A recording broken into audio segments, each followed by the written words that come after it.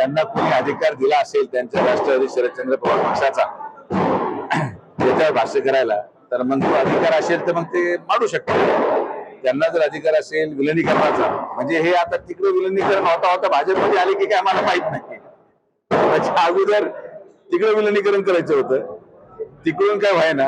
आता ते भाजप समोर विलिनीकरण करायचा अधिकार त्यांनी तनपुरेंना दिलाय का, असा माझा प्रश्न आहे. नाही आता काय कोणाला काय वाटलं, कोण भावनेच्या भरात भाषणामध्ये काय बोललं हे आपण कसं सांगू शकतो. त्यांना वाटत असेल की त्यांनी यावं भाजपमध्ये, तो त्यांचा निर्णय आहे. भाजप त्यांना घेणार की नाही हा निर्णय मुख्यमंत्र्यांचा आहे.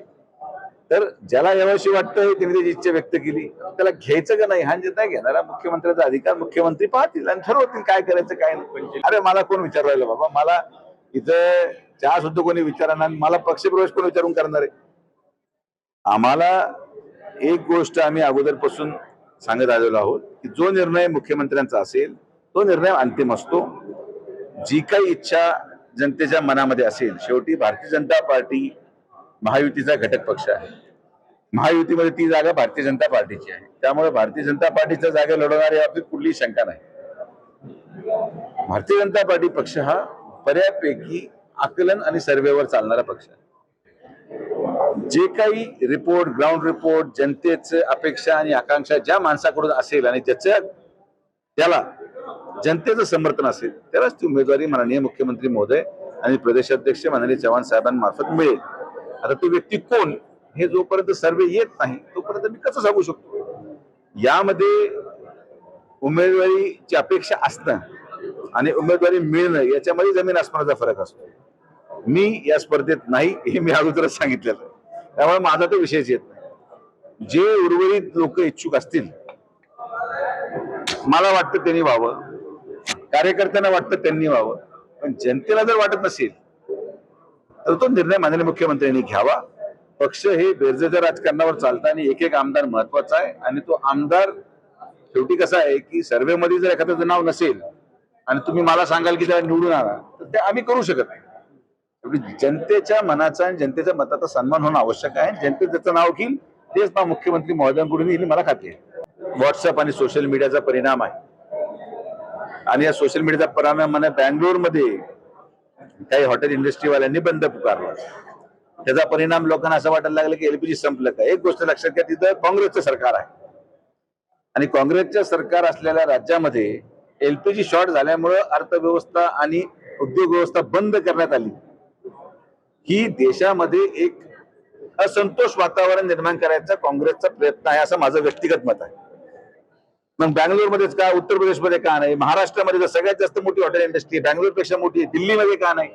जिथं जिथं भारतीय जनता पार्टी आणि एनडीएचं सरकार आहे तिथं तिथं कोणीही आंदोलन करत नाही. पण ज्या ज्या ठिकाणी आज तुम्ही पहा, आज काँग्रेसने यात केलं की बँगलोरने, उद्या केरळ सुद्धा करू शकतं, परवा अजून एखादं राज्य, आता त्याचे दुर्दैवाने राज्यच एक दोन आहेत. त्यामुळे हे सगळं एनडीएला कुठंतरी बदनाम करण्याचं षडयंत्र रचलं जातं आणि त्यामुळे अशा प्रकारच्या अफवांवर जनतेने विश्वास ठेवू नये. यामध्ये पूर्णपणे राजकारण केलेलं दिसतंय. कुठलंही हॉटेल बंद होणार नाही, हे सगळं काँग्रेस आणि युपीएचं केलेलं षडयंत्र आहे, सरकारला बदनाम करण्याचा प्रयत्न आहे. आणि म्हणून बँगलोर, मी तुम्हाला कारण सांगितलं की कशामुळे झालंय, कोण याच्या मागे षडयंत्र करतंय, तर अशी कुठली काही परिस्थिती नाही. 100% संकट आहे, पण त्या संकटावर मात करण्या इतका सक्षम प्रधानमंत्री पण देशाला मिळालेला आहे. नाही, आता ऑलरेडी एसेन्शियल कमोडिटी ऍक्ट 1954 का 57 म्हणजे आठवत नाही एक्झॅक्टली, पण तो लागू केलेला आहे केंद्र सरकारने. यामध्ये फर्स्ट प्रिफरन्स कन्झ्युमर एलपीजी आणि सीएनजी व्हेकल्स याला देण्यात येतो. म्हणजे जे काही एलपीजी उपलब्ध आहे त्याचा 100% पुरवठा हा लोकल कन्झ्युमरसाठी दिला जाईल. मग त्याच्यानंतर दुसरं प्राधान्य, मग तिसरं आणि मग चौथं, शेवटचं प्राधान्य फर्टिलायझर इंडस्ट्रीला दिलंय. 70% फक्त त्यांना एलपीजी मिळणार कोट्यामधला. तर हे एसेन्शियल कमोडिटी ऍक्ट लागू यासाठी केलेलं आहे. आजही देशामध्ये जवळपास 15-20 दिवस पुरेल एवढं स्टोरेज कदाचित एलपीजीचं असू शकेल.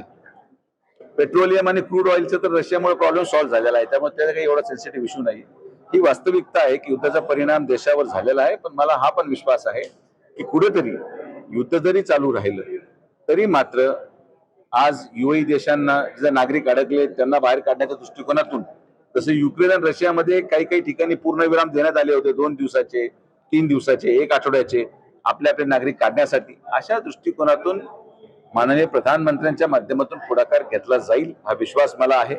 आणि मला असं वाटतं 2-3 दिवसामध्ये चित्र स्पष्ट होईल. पण आज तरी कुठल्याही प्रकारे एलपीजीचा तुटवडा जाणवणार नाही ही जबाबदारी आणि खात्री केंद्र सरकारने घेतलेली आहे आणि खात्री पण दिलेली आहे. त्यामुळे उगीच पॅनिक करून आज काही मला कळालं की या स्थानिक भागामध्ये देखील एलपीजीचे जे बुकिंग्स 3 दिवसात होत होते ते आता 21 दिवसानंतर द्यायला लागलेत.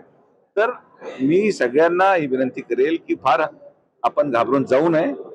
प्रधानमंत्री सक्षम आहेत, केंद्र सरकार सक्षम आहे, राज्य सरकार सक्षम आहे. कोणालाही निदान घरगुती एलपीजी सिलेंडरसाठी फार जास्त त्रास सहन करावा लागेल असं मला वाटत नाही. पण एबीपी माझा, उघडा डोळे बघा नीट.